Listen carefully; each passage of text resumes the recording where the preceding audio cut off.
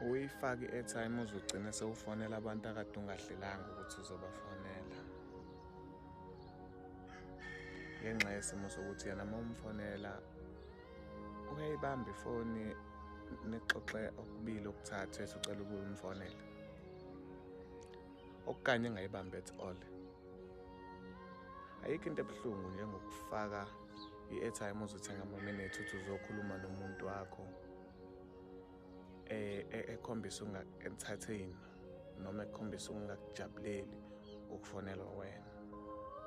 Umuzwa ukuthi uphendula leyo nto oyibuzayo emva kwalapho ethi ucela ukumfonela kungaze kuphele usuku engakaze ekhuluma nawe. Uphinde ufone ngaleso sikhathi athi efona ngaso ephinde ethi ucela ukumfonela. Ibuhlungu leyo.